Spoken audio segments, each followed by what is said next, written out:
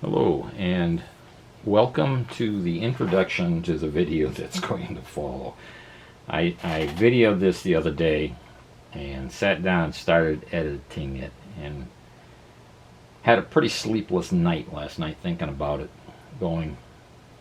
I had so many wires, I had so many cables and a radio and meters all over the bench that it was a confusing mismatch. And I said, if somebody doesn't grasp the concept of voltage drop, of impedance loading a circuit with a meter and realizing it's causing a voltage drop change, the mess that's on the table is just going to confuse them. For those who understand it, it's going to be, just a joyous mess of cables. But I got up this morning and I said I'm going to try to simplify this explanation so that when this video itself is running, a new player will have more of an idea of what I'm talking about or what's going on. And what brought this all about is the radio that is in the video has this detector circuit in it. And this detector is an extremely high impedance circuit, very, very high impedance. 250,000 ohm anode resistor. The tube is running at a very low conduction. It's 1.88 megohms, almost 2 megohms of impedance across the tube. And 150,000 ohm cathode resistor. Now typical values down here, 10,000, 15,000, and in the case of a power amplifier like this one, you've got 410 ohms for the cathode resistor, and the only resistance in the anode side is the primary of the output transformer, and that's going to be something probably south of 1,000 ohms. Its AC impedance is much higher, but its DC resistance is probably in the order of 900 ohms or something. I'm guessing. I'm pulling that number out of my ass, but it's probably going to be around there somewhere. It's not going to be great. Not a great amount of DC resistance. This calls for 9.5 volts DC across this cathode resistor, but it specifies using a 1,000 ohm per volt meter. What it doesn't specify is what range that meter was on, and it makes an enormous difference what range you're on. And it also makes a difference whether you use a 1,000 ohms per volt meter, whether you use a 20,000 ohms per volt meter, a 10 megohm meter, or a VTVM, which can be upwards of 15 megohms impedance on the input. They hardly load the circuit at all, very little circuit loading. And we'll demonstrate that. I've got a series of resistors here that I'm going to be paralleling across here to prove that this meter will read the same as that meter when an equivalent resistance is paralleled, because this here on the 1 volt scale, 1 volt is going to be 1,000 ohms. On the 10 volt scale, its resistance is 10,000 ohms. On its 100 volt scale, it's 100,000 ohms. Whereas this is 10,000 ohms. When this is on 10 volts, this presents 20,000 ohms. It's a 20,000 ohms per volt meter. Excuse me, 200,000 ohms. Got to do my math right. So this is 200,000 ohms when it's set on 10 volts. This is only 10,000 ohms when it's on 10 volts. So there's a big difference between the reading you're going to get with this meter and this meter and this meter. Even though all three of these meters are accurate, and this meter, this is 1,000 ohms per volt, they're all accurate. They all read correctly when they're reading a circuit of enough or low enough impedance that it can keep up with the voltage drops. It can push the current through the meter. If we measure the voltage drop across this cathode resistor, just about any of these will do the job just fine. There'll be some variation. There will be some variation between this one and this one, a few volts, maybe as much as 20%. But as you'll see, loading the circuit with the different ranges on the 1000 ohms per volt versus these meters, enormous differences. It's a totally different ball game. Okay, sorry, I am breaking into this video again. When I recorded this original clip in the beginning here, I did it 3 times because I had something went on, something happened 3 different times in a row. The memory card went out, doorbell rang, stuff happened, and I had to come back and redo this 3 times. And on the 3rd time, I forgot to explain what this is all about. This tube circuit, anode resistor, tube, and cathode resistor, this emulates that. This is the 250,000 ohm resistor. This is the 1.8 meg ohm resistance of the tube, and this is the 150,000 ohm resistance of the cathode resistor. At DC, which we'll be working with here, direct current, this behaves exactly like this circuit will when you're taking measurements. So this is just emulating the tube circuit without having to be inside the radio chassis. So we have our anode resistor, our vacuum tube, and our cathode resistor. That's what this is all about. Now let's carry on. Because when we put the meter in, all we're doing is putting a resistance across the resistor. In the case of this one, we're putting 10 meg ohms across the resistor, hardly changing this resistance whatsoever. When we're putting that one across, we're putting 10,000 ohms across 150,000 ohms. On the 10 volt scale with that meter over there, and I'm hoping everything's staying in frame here, let's get down a little bit.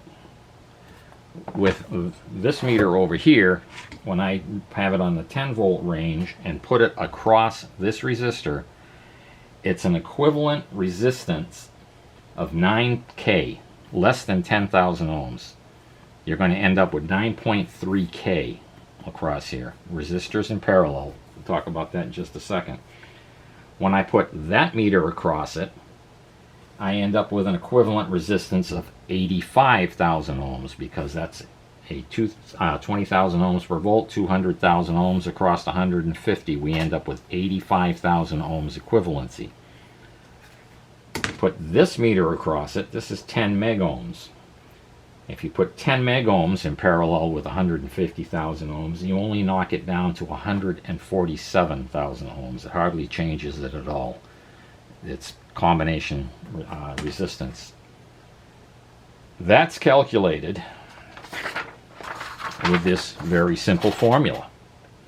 R1 plus R2, 1 over R1 plus 1 over R2, and if you have a third one, 1 over R3 equals your total resistance. Ain't nobody got time for that. I agree with the young lady. Ain't nobody got time for that. So, go on the gargler, do some typing, search for resistors in parallel calculator, and you'll come up with probably 50 different versions. Some are much better than others. Some will only give you answers in scientific notation. Some round it off. In fact, the first one I used, I tested a couple of them. When I put the 10K resistor, it told me it was 10K in parallel with the 150,000 ohms, and I'm like, no, that's wrong. Absolutely wrong. It rounded off to 9.38K to 10K. So you have to be careful. Just play with a couple of them, you'll get a feel for them. Okay, what have I missed?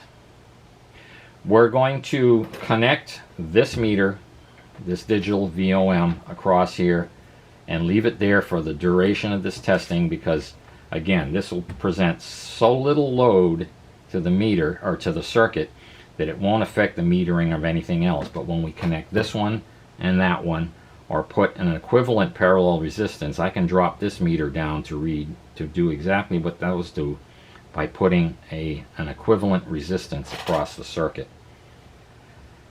Let's see. Let me turn the power supply on and get it hooked up, and we'll take it from there. Okay, now that I've pressed record, actually pressed record this time, we have our 250 volts applied to our circuit, 253, close enough.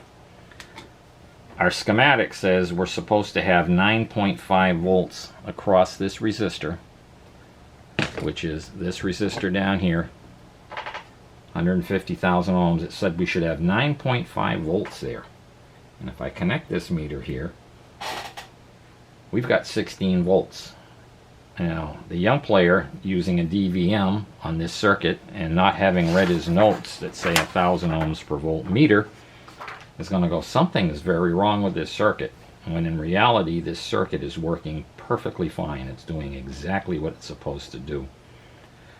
I'm going to bring in the VTVM and parallel it with this meter, because again, these are very high impedance meters, and the two of them together is only going to be 145.63 thousand. It's not going to change our 153,000 very much.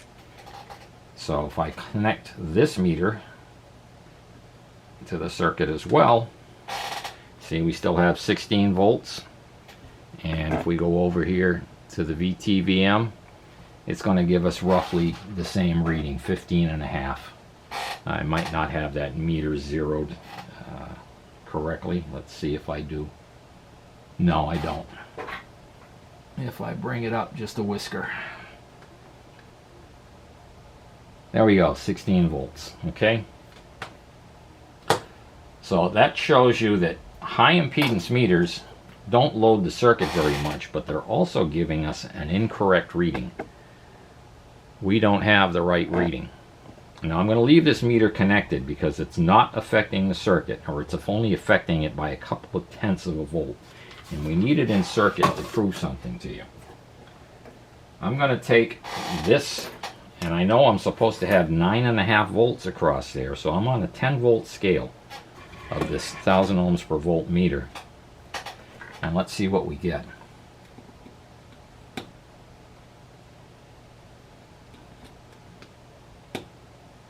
Okay, what's going wrong here?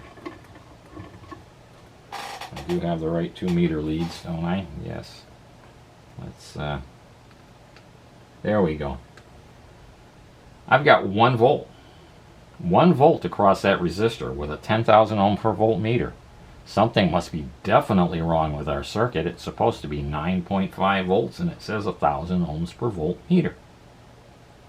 That's because I am loading this circuit on that scale. I'm loading this circuit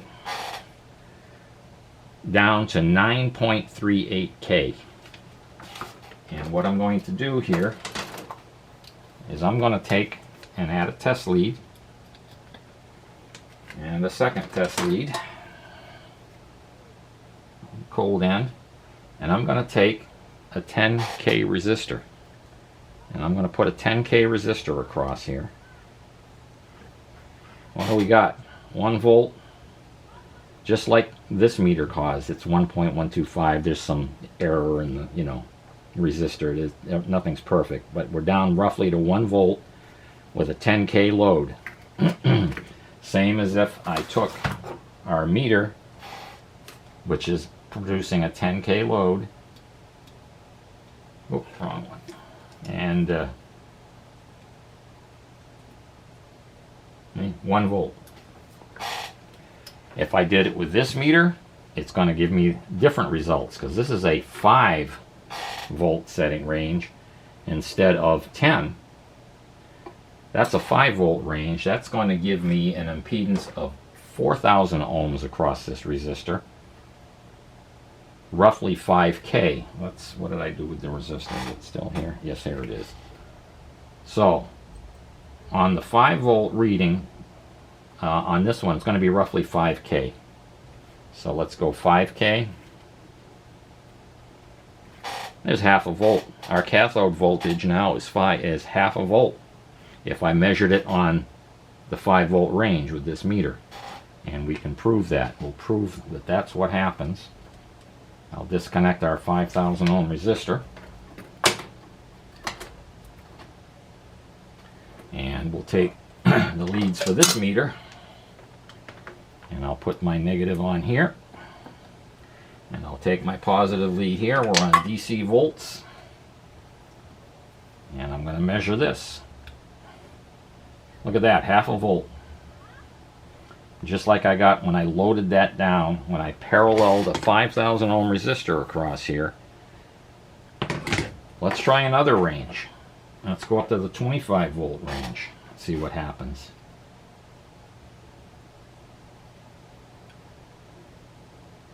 It's 2.5 volts.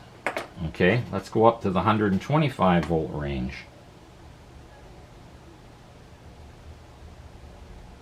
There's 7 volts. If I go up to the 250 volt range,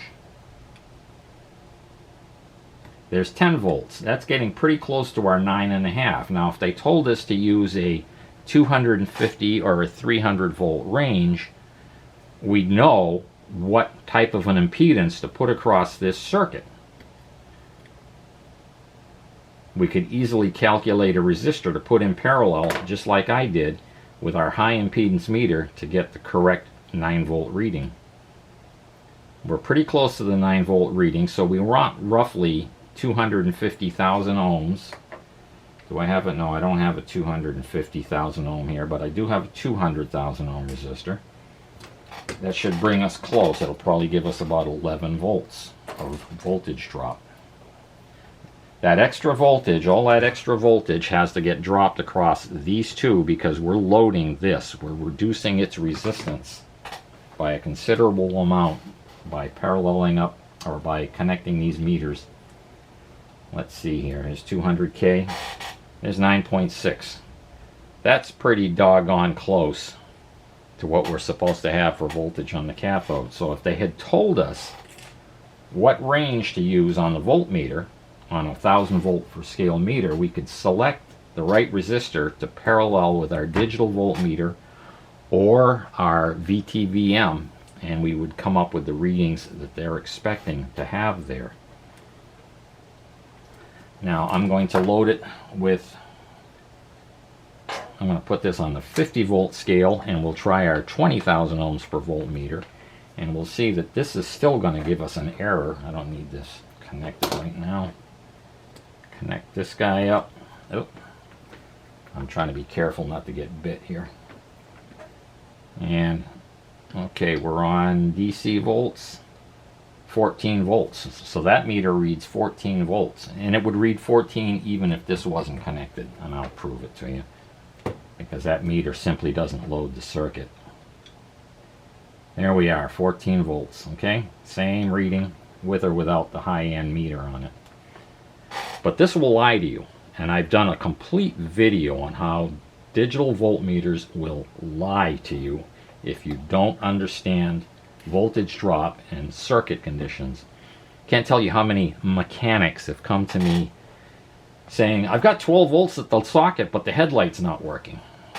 And they're using one of these instead of something like that, or 1000 ohms per voltmeter. If you put this meter on the circuit, you'd have seen right away that there's no voltage there. There's a high resistance.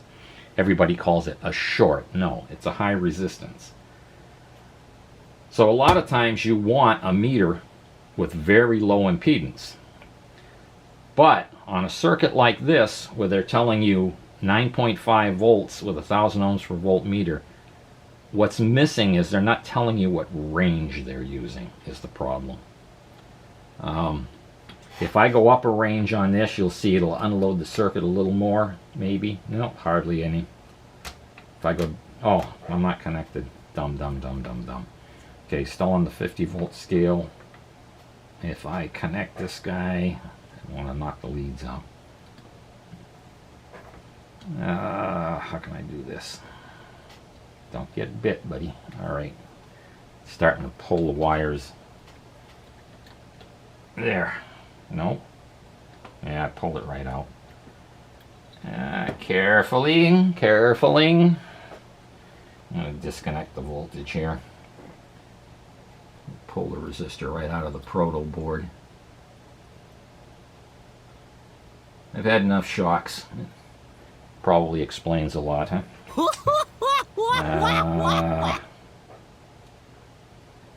Alright, mail day. I'll just hold that and I'll connect this back up. Okay, we got 14 volts, and when I change the range on the meter, we have 15.8. If I go up to 1,000 volts, we've got 16. If I go down to 10 volts, I don't know if this will go off range. Nope, it doesn't. It goes to 9.6 volts on the 10 volt scale with a 20,000 ohms per volt meter. And we've loaded the circuit down to where it's 9.6 volts. And again, there's nothing wrong with any of these meters. There's nothing wrong with this circuit, but you need to understand voltage drop and the impedance load presented by different meters. These guys will lie to you.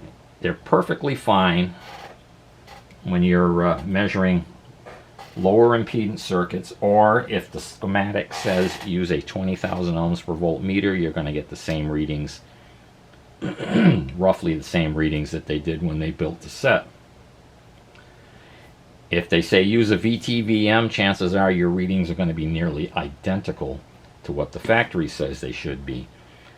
But when they say 1,000 ohms per volt meter, you're probably going to get very similar results on these low impedance circuits, but when you get into these high impedance circuits, you have to have an understanding. You have to think through what's going on in the circuit and how much you're loading it and how much you're affecting the voltage.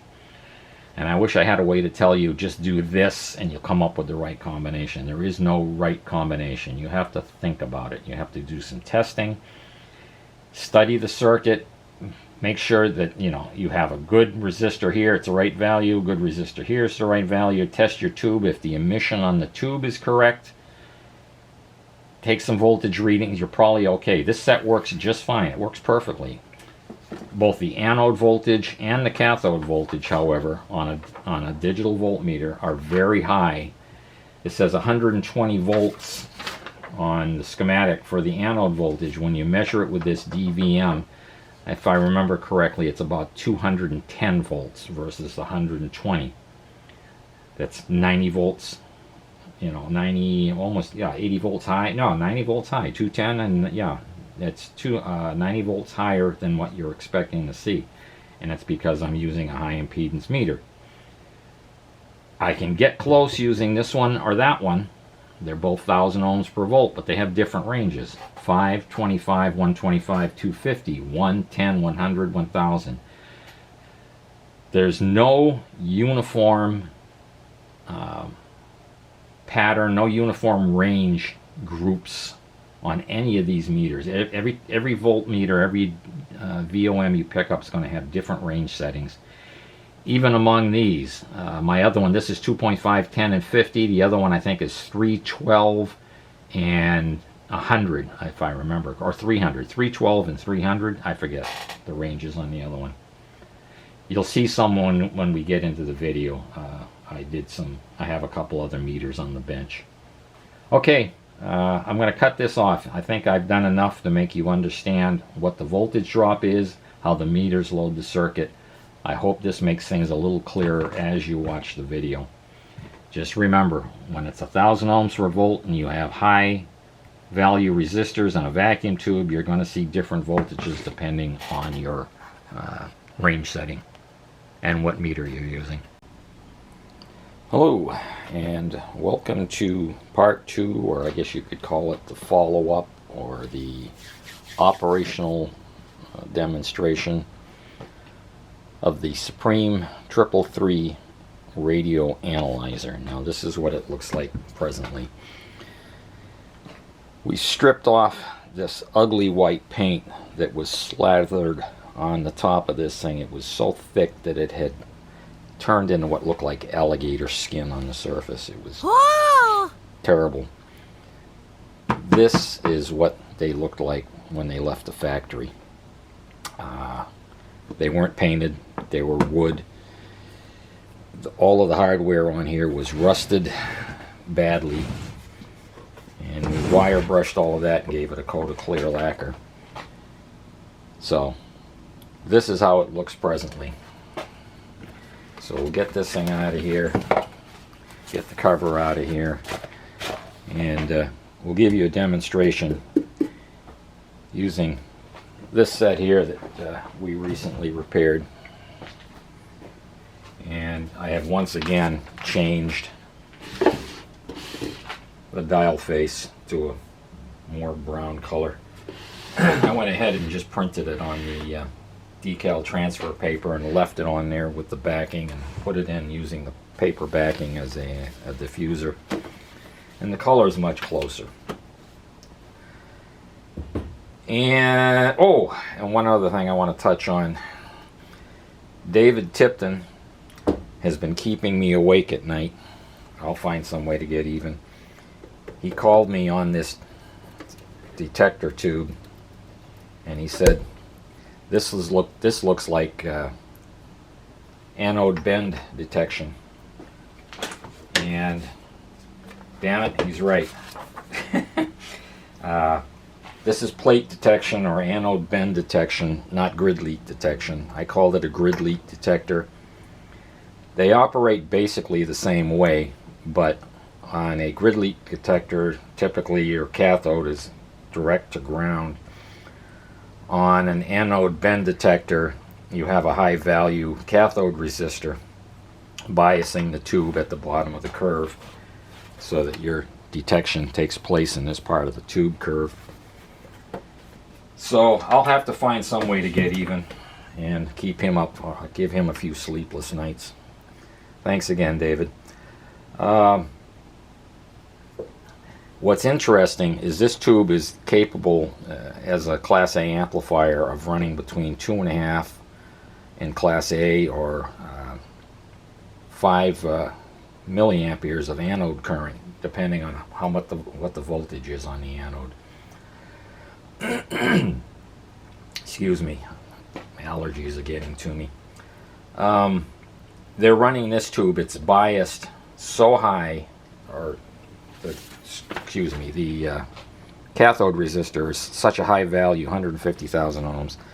This has 110 microamperes of current flowing through it, just barely turned on. And that's why it's operating down near the bottom of that curve. It's just barely conducting. And they're running a fairly high anode voltage, so you end up with a fairly high output voltage going into the next stage, as long as you don't load this output. As long as the grid it's going into is fairly high impedance, you've got a pretty good audio output. So we're going to demonstrate this guy. How this guy works, I guess, next should be the next thing we talk about. Let me get set up here. I'm going to try to stand this thing up so you can see what's going on. And we'll turn the radio on, get it operating with the tube sitting over here, and show you how you can run some tests on things. Oh, and I have another apology to make, other than the grid leak versus anode bend detector. I lied to you when I said this was the only radio I had with this tube basing. It's been so long that I'd totally forgotten that around over here we've got this Silvertone sitting up there on the bench. And that is another very bizarre set that we'll be doing right after I make this video. I'm going to drag that one down here and restore or start to work on that one, and we'll have another very strange schematic to go over. It has some very, very unique design properties that I think you're going to find interesting. Had totally forgotten about that, and I was just puttering around here the other day, and let me grab the schematic for it real quick. We're not going to go into it in depth. And in the search and looking that schematic over, I found some other interesting information. We'll talk all about it when we get that one down here. But let's see here. Okay. This set has a double triode. It's interesting. We have our converter. They call it a translator. Our IF tube. Then they use a 6H6, a separate tube to do the detection. It's just a dual diode. Then we go into a first audio amp, and then it goes into a second audio amp and a third audio amp. There's 2 audio amps inside of that one tube. And instead of having the field coil in the positive lead, this one's in the negative. It's in the minus. And they totally forgot to put the ground symbol down here at the end. Schematics seem to have a lot of mistakes from that period. Okay, but that'll be next. We'll cover that all in detail when the time comes.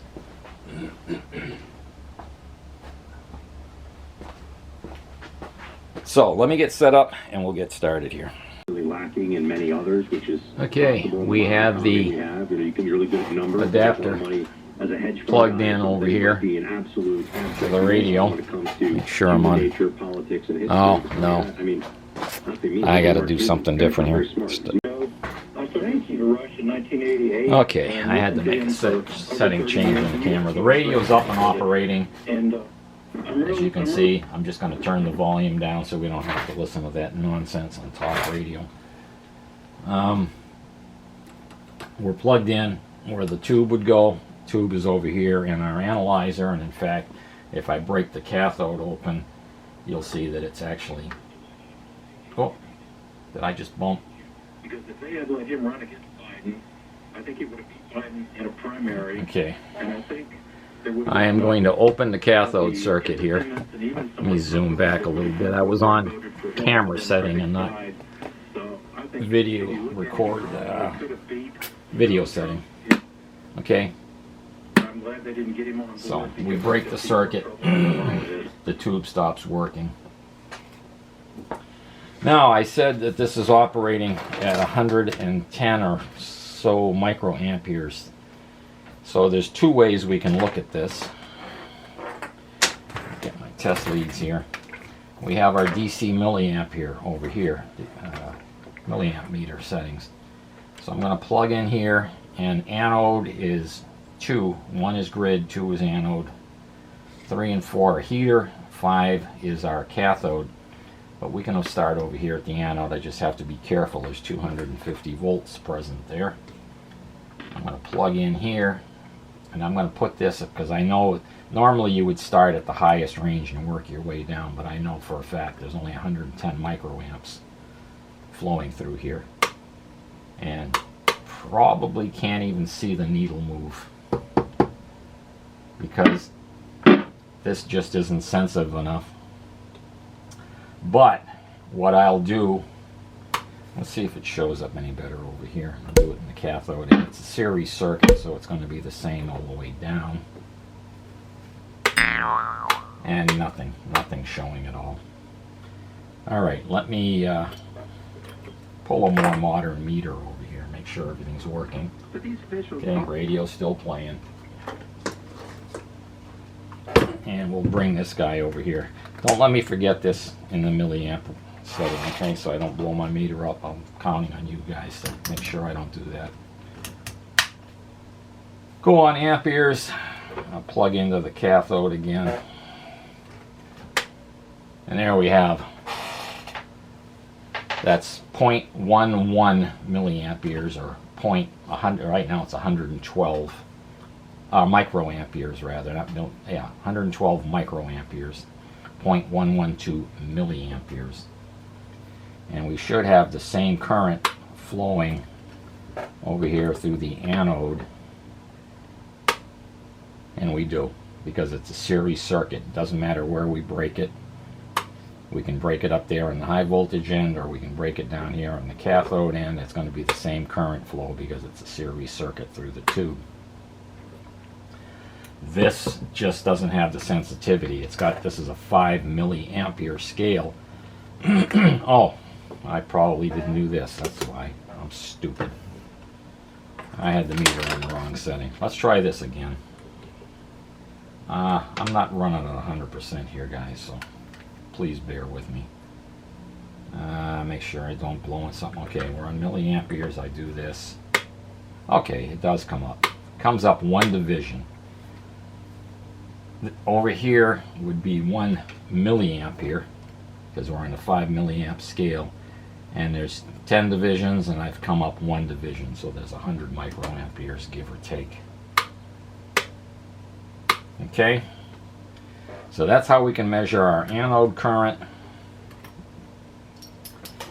or our cathode current. It's going to amount to the same thing. Now here's where things are going to get dicey.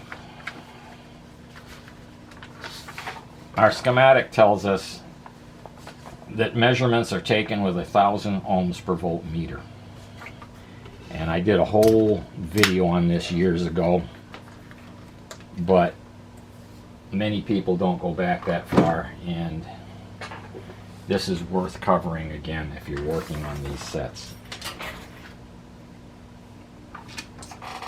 This is like a 10 or 11 meg ohm resistance meter.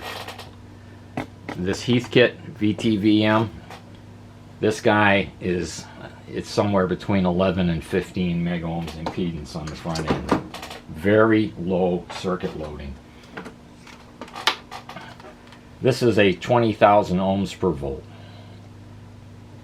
So it's going to offer more loading to the circuit. Whoop! I got the camera in the wrong damn place. Let me zoom out a little bit. I'm pointing around here. And okay, we've zoomed all the way out. This is 20,000 ohms per volt, so it loads the circuit a little bit less. Where this guy, this guy is like having a VTVM. Oh, and I have one of these coming. They make a version, this is the 630, they make a version, the 631, that has a VTVM built into it for DC only, but it offers you VTVM in the DC ranges. Oh man, I'm having a hard time today. We'll cover that when it comes in. Alright, back to this guy. It says to use 1,000 ohms per volt meter to do the measurements on here. Now here's where it gets tough. It tells me my anode should have 120 volts DC. Well, just for giggles, let's see what this meter says it is on my anode. And I'm going to bring everything in frame here. This is the ground wire for the radio, so I'm going to use this as my negative return for my B minus. Now this is, I'm on an isolation transformer, even though this is a transformer set, but if you're doing this with an All-American 5, you've really got to be careful how you hook stuff up, because the chassis is hot and you can blow up things like VTVMs and oscilloscopes if you connect the ground lead to the chassis, unless everything's isolated. You got to be very careful. Alright, this says I should have 120 volts on the anode. So I'm going to set this on the 250 volt scale. Is that in frame? Probably just barely. There we go. And I'm going to go in here to the anode. Now I'm making sure everything's right. This says I have 200, that'd be 225, 210, about 210 volts DC. And the schematic tells me I should have 120 volts DC. But they're telling me to use 1,000 ohms per volt meter. So, that being a 20,000 ohms per volt meter, we'll disconnect that. And where's my ground lead for this thing? I'm going to use my negative. I'm going to connect to the same negative point. We're going to use this as our common voltmeter right there.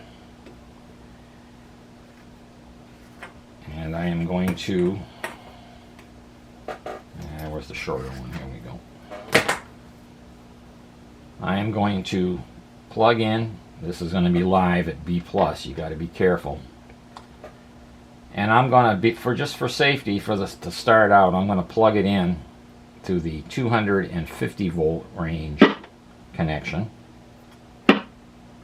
And we'll break this open. Oh, I put this on volts. DC volts. There we go. This is showing I have about We're on the 250 volt scale, so that's telling me I've got 120 volts right there. Now if I go down on the 125 volt scale, it's telling me I have 75 volts. And if I go down even lower, that's the 25 volt scale, and it's telling me I have 22 volts on the 22. So like, what's going on here? It's a different voltage depending on where I plug it in. Everyone's different. Well, seeing as that is a 1000 ohms per volt meter,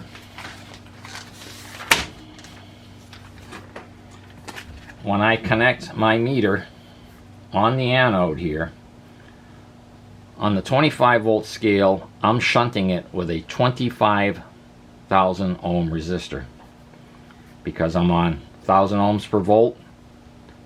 25 volts, that's 25,000 ohms of resistance across the excuse me, across it. The voltage drop across this resistor changes because I've just loaded it with a 25,000 ohm resistor. This circuit as it sits is 250,000 ohms, 150,000 ohms, and the tube is sitting at roughly 1.8 meg ohms because it's barely turned on. It's barely conducting. Remember, we have 110 microamps of current flowing. So the voltage drop across the tube itself is 202 volts. Every time I change range on that 1000 ohms per volt meter, it's giving me a different voltage reading because I'm loading this resistor with a different load. What they don't do on these, on 99% of them, is tell you what range they used on their voltmeter. If they told you 1000 ohms per volt and they were using a 300 volt range, then you know they had a 30,000 ohm resistor load, and you could use a VTVM and load the circuit with 30,000 ohms and you'd get the same voltage reading. But you go in here with a DVOM and you're going to go, something's very wrong. Let me disconnect this, and I am going to put this meter in line along with everything else. We're going to have meters all over the place here shortly. Alright, I'm going to connect it to the same common ground point. That's our same common ground in the circuit, and I'm going to put this on volts so that we don't blow it up. You guys didn't remind me. I had to remember on my own. Is that in frame? Yes, it is. Okay. So I'm going to measure this voltage. I'm going to get, yeah, that leads out of the way. I'm going to measure this voltage. It says 247 because this is so high impedance that it's not even loading the circuit. It might as well not even be there. Now I'm going to plug this in parallel with it. And we're on DC volts. Oops, that's because that's open. Excuse me, I'm being stupid here. Alright, 215, that's what this meter had said. So there's our 217 volts. Now I'm going to plug this meter in parallel with it. We're down to 110 volts. 120 volts is what they said it should be. But again, they haven't told us what range they were using. I'm in a 500 volt range. Maybe they had a 300 volt range. There's no set step, like this one goes 2.5, 10, 50, 250. This meter is 3, 12, 60, 300. And if you look at these two examples, here's one 1000 ohms per volt meter that was sold back in the day. Notice the voltage ranges. Here's another one that was sold back in the day. Note these voltage ranges are different. There's no uniform, I don't know what to call it. The ranges are not uniform, and there was nothing written to make them uniform. So unless you know what voltage range they were using, you know, if I had a 30 volt scale here, it'd be 30,000 ohms. If I had a 300 volt, it'd be 300,000 ohms. I would be able to take a high impedance meter, parallel that resistance across it, and get the exact reading that they have. Now watch what happens to this voltage, and I hope that's showing up because LCD sometimes, yeah, I guess it's alright. Right now it's saying 110 volts. Now I'm going to move the volts down to 250, no, excuse me, 125. You get confused on this thing because the numbers are in between. They should have put the numbers beside the pin jack, but they're in between, so you got to watch where you stick it. Our anode voltage now has dropped to 73 volts. Now it's dropped to 20 volts. So if you went in there expecting to see 110 volts and you plugged it into the 125 volt range and it's only reading 73 volts, you're going to go, something's very wrong with this circuit. Nothing wrong with this. The radio works perfectly fine. If you have the right range, now we're up to 110. That's darn close to the 120 that they claim it should be. It just annoys me no end that you will almost never see using what range. It'll tell you 1,000 ohms per volt, but they don't tell you what range they're measuring it with. And when a high impedance circuit like this one is, this is a very high impedance circuit, it throws your voltages right out the window. Now, if you were to look at, say, the power supply voltage itself, with this meter, it'd be very accurate because the power supply itself is very stiff and you wouldn't have as much of a problem. There'd be a slight voltage difference. For example, instead of there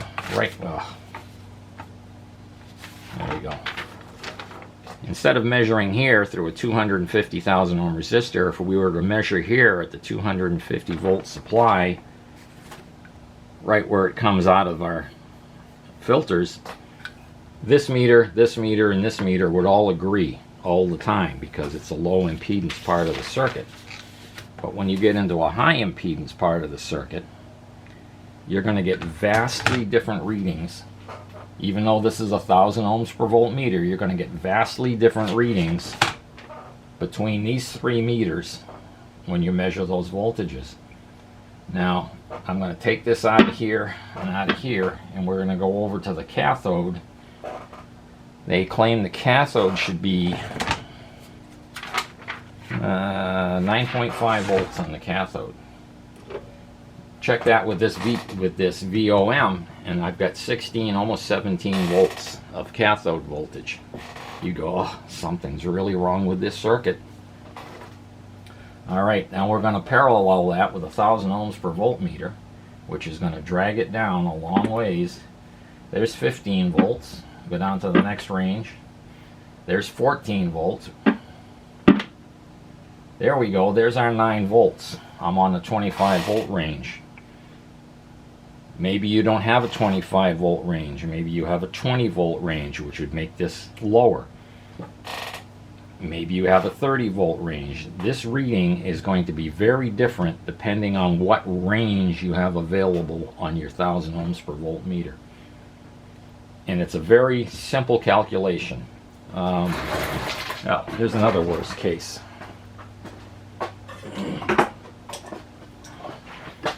I didn't have a 1,000 ohms per volt meter, so I built one. I've had this around for years. This is just a 1 milliampere full scale meter, and I chose these ranges of 1, 10, 100, and 1,000 because it was simple. The meter says 10 at the end. 10 volts, add a 0, 100 volts. Excuse me, add a 0, 10 volt. That's 1, yeah, that's 1 volt, 10 volts because there's a 1 0. Add another 0, there's 100 volts, and add 2 zeros, there's 1,000 volts. So the scale is direct reading. But let's go to the 10 volt scale and see what this says I have for cathode. Remember, it should be around 9 volts. This says it's 5.5 volts. because it's a 10 volt range, and that means I just put 10,000 ohms across the cathode, and I'm dropping the voltage down to 5.5 volts. If I go up to the 100 volt or even the 1000 volt range, and let's go over here and check the anode again, which is 216. So this says it's about 180. If I go to the 100 volt, now it says it's 60 volts. I'm reading 60 volts. This is reading 60 volts. That's how much this is loading that circuit down. If I go up here now, it's instead of being 100,000 ohms, it's a meg ohm. Is that right? 1,000, 10,000, 100,000. Yeah, 1 meg ohm. Because that's 1,000 volts. So I'm loading it with 1 meg ohm, and I'm reading about 180 volts. So there's going to be a point at some time when you're taking voltage readings. You've got to remember, if they say 1,000 ohms per volt, they're probably not going to tell you what range they were on, and you're probably going to get some readings that look really, really crazy. You have to go back, look at your circuit. I have 3 of these tubes. They all, oh, it's a little microphonic. They all have the same, okay, I guess what I'm trying to say here is, if you put this and the other 2 tubes I have in the tube tester, they all read good, and they all read virtually identical. They all 3 of them read like a brand new tube in the tester. Just perfect. So it isn't this tube is off. This is a very high impedance circuit, so that they can bias it such that it's down right in the bend of the anode current, and that's why they can use it as a detector and an amplifier at the same time. So let's pull another tube out of here. Let's pull something out of here that isn't as high impedance. Let's pull this guy out. Its plate loading is going to be through the output transformer. It's going to be pretty stiff. We've only got a 400 ohm cathode resistor here. So on the output tube, we should have 210 on the anode. The screen should be 220, and the cathode should be about 13 volts. And I'm going to guess it with a 400 ohm resistor here, and nothing in the anode circuit except the transformer, which is going to be a few thousand ohms, relatively low. I'm going to bet that the meter reads pretty close to these values, and while changing ranges will have some effect, they're probably going to be much closer to what we expect to see. Let me pull that tube out and swap it. Okay, we have the 42 plugged in there, and boy, let me tell you, that thing was hot. Being a Class A audio amp, it basically runs at half throttle all the time. And I've discussed this before, you know, on your old American 5s, your 35 or 50L6 is typically running at half throttle, and that's why you've got to check that coupling cap before you turn them on. You don't want it running wide open. So we're going to change adapters here. We've got the 6-pin adapter that matches that tube. Plug this guy in over here.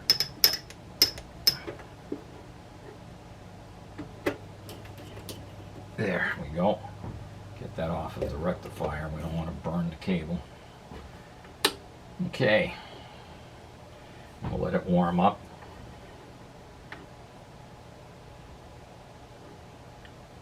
There's a live joining. I'm going to. Okay, now that we have our detector back in the circuit, we're getting a lot more signal through. We were losing a lot of signal because of the capacitance of this thing. I'm going to take the antenna off. Makes no difference. Absolutely no difference. If I turn the volume down, volume's all the way down.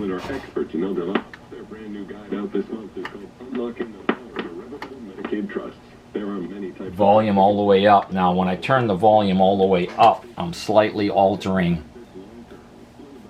the cathode voltage. So it actually goes down when I turn the volume up. But that is turned all the way down.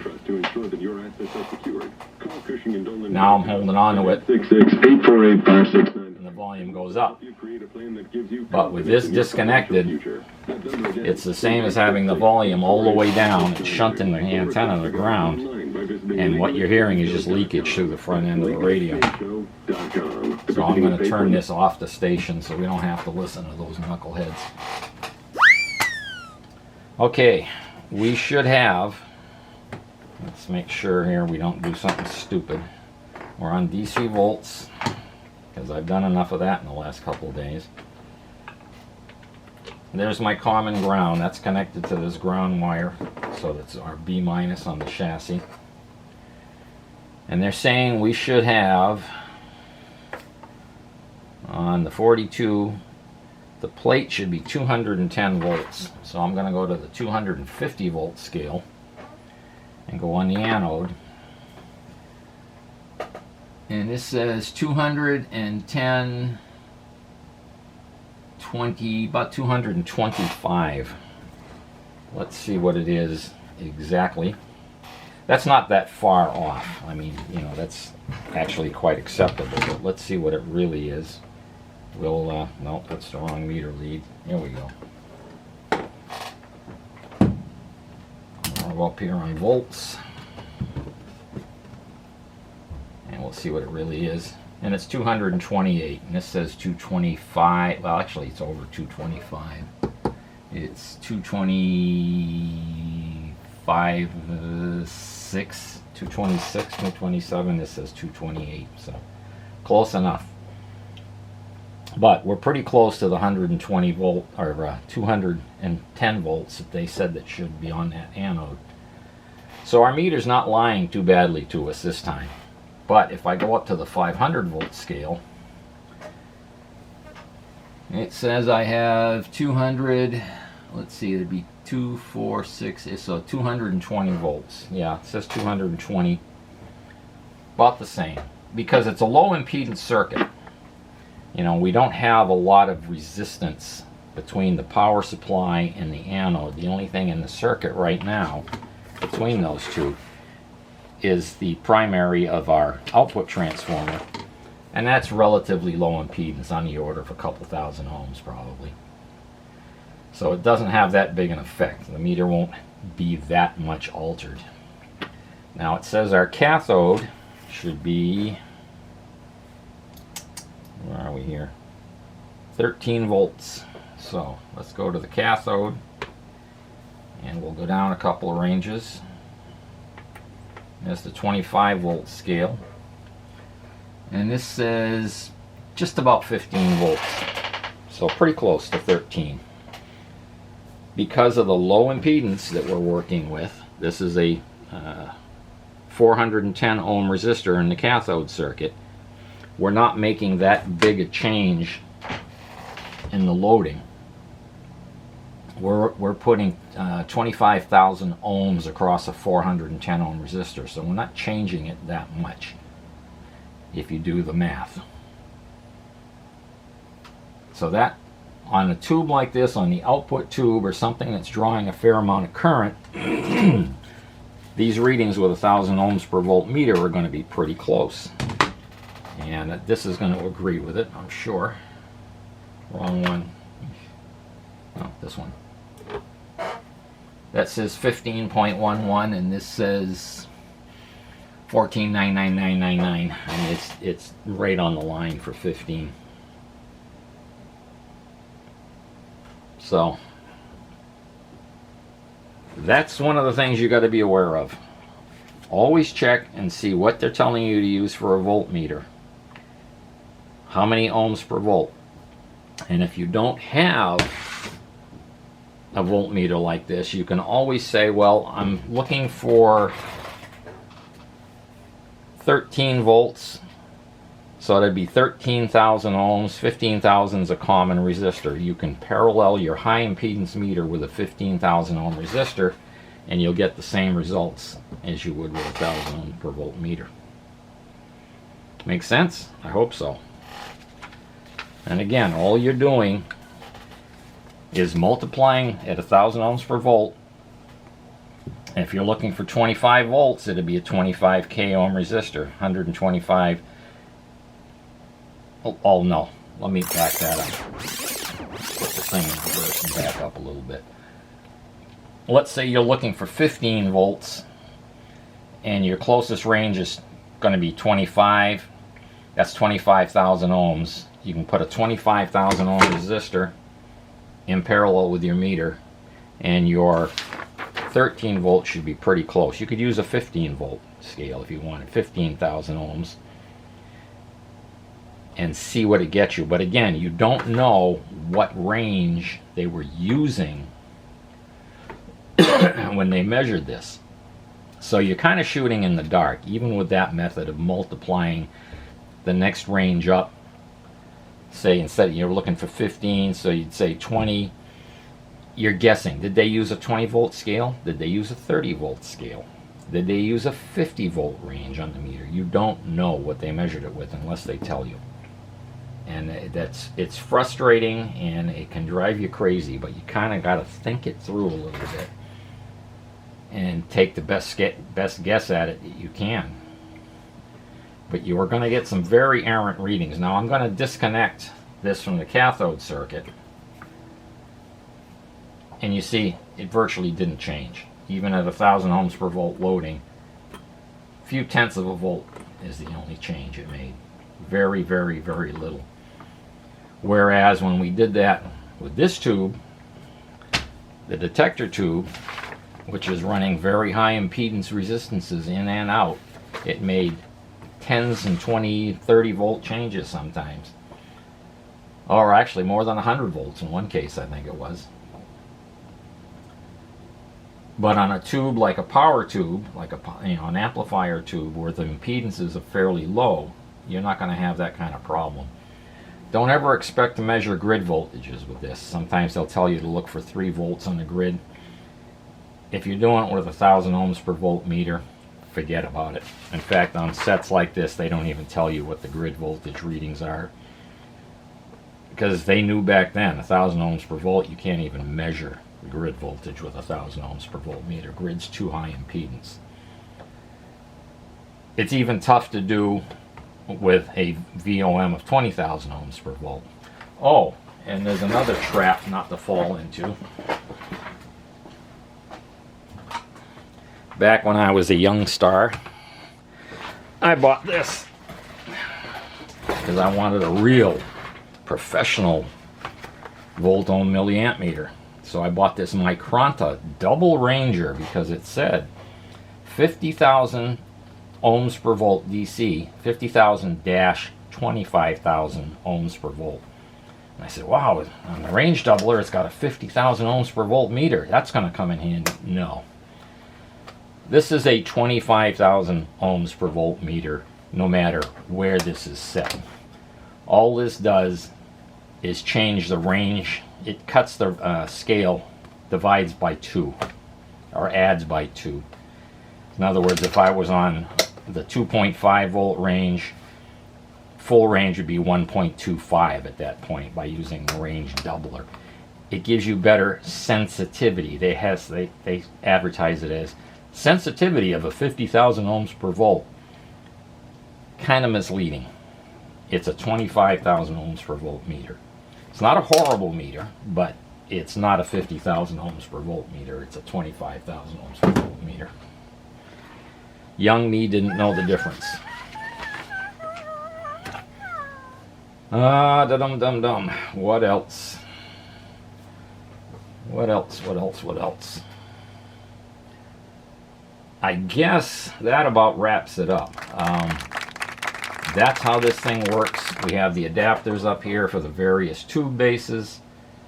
They just snap onto the end of that thing and you plug them in, you put the tube over here. Now if I was to unplug the IF amplifier, for example, and plug it in here, I don't think the radio would work. In fact, I can pretty much guarantee it wouldn't. There'd be way too much capacitance in this cable. And it would simply swamp out the signal. The DC voltages would be alright, but you wouldn't be able to listen to the radio with the IF in here. But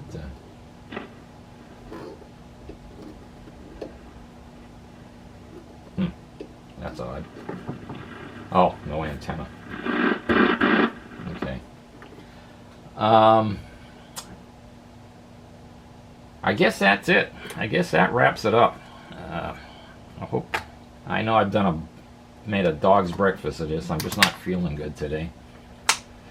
But I wanted to get this out of the way because I wanted to get that silver tone down here, and we can do some more follow-up with this when I get the silver tone. And just to prove what I'm yammering about here, we're on ohms. So I'm going to put this in the common terminal. This is the 5-volt scale on DC volts. This should be 5,000 ohms, 1,000 ohms per volt. There it is, 5K. This is the 25 volt. That should be 25,000 ohms of load resistance. There it is. 125,000 ohms, 250,000, 500,000, and 1.2 megs, 1.27, close enough. On this one over here, this is a 1,000 ohm per volt meter. The first scale is 1 volt, so that should be 1,000 ohms. There we have it, 1,004. This should be 10,000 ohms. 9.85, close enough. 100,000 ohms, that one's right on the money. I must have picked that resistor well. And 1 meg ohm. So that's all 1,000 ohms per volt means. This is a 20,000 ohms per volt meter. Let's put this on. That should be 20,000 ohms because that's R times 1. Oh no, excuse me. Yeah, not R. 2.5 volts. What an idiot. This should be 240, 50,000 ohms. 50,000, 49.99 times 10. Do the math. What's it supposed to be? There it is, 200,000 times 50. That should be 500,000, right? Am I doing my math right?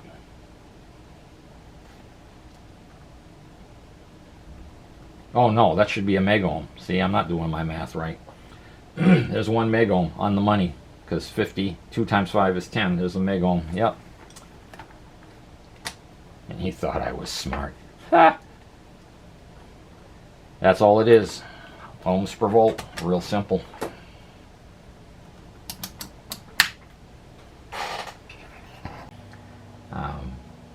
Let me know what you think. How does it look compared to what it was? There's still a lot of white paint in the crevices. There's only so much you can do. I can't break this case apart to get into the cracks because it's all not dovetail, tongue and groove. It's all like this in the corners. I'm not a carpenter. But if I tried to break those glue joints, I'd simply destroy this thing. You know, there's some scratches and nicks in this thing. They're so deep, if I sanded down to get the paint out of them, I'd cut half the wood away, especially on the top and sides. I'd sand away half the thickness of the wood. But I think it looks a hell of a lot better in natural wood than it did with that stupid coat of paint on it. Okay, enough jibber jabbering. Let me know what you think, and we'll catch you on the silver tone. Take care, stay well. Bye-bye.